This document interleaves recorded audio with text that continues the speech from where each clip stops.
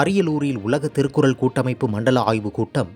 அரியலூரில் உலக திருக்குறள் கூட்டமைப்பு சார்பில் திருச்சி, பெரம்பலூர், அரியலூர் ஆகிய மண்டல ஆய்வுக் கூட்டம் துணை பொதுச் செயலாளர் வழக்கறிஞர் எஸ்.வி. சாந்தி தலைமையில் உலக திருக்குறள் கூட்டமைப்பு தலைவர் மு. ஞானமூர்த்தி, பொதுச் செயலாளர் பேராசிரியர் தங்க ஆதிலிங்கம், அறக்கட்டளை தலைவர் சம்பத், கூட்டமைப்பு பொருளாளர் சவுந்தரராஜன், அறிவியல் மற்றும் இளம் விஞ்ஞானிகள் துறை இயக்குனர் சின்னதுரை, தலைமை மகளிர் நலத்துறை இயக்குனர் குரல்செல்வி, பிச்சி ஆதிலிங்கம், தலைமைத்துறை இயக்குனர் அறிவு ஆகியோர் சிறப்புரையாற்றினர்.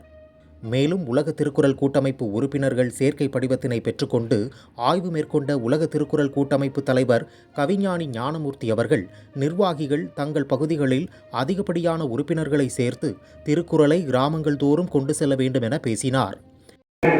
துறையிலே இருக்கிறது, 10வது படிச்சுனா 12வது படிச்சுனா என்னென்ன படிக்கலாம், அடுத்து என்ன படிக்கலாம் என்கின்ற அந்த வழிகளை உலக திருக்குறள் கூட்டமைப்பு இன்றைக்கு உருவாக்கி கொண்டிருக்கிறது. அவர்களுக்கு அறிவுறுத்திக் கொண்டிருக்கிறது.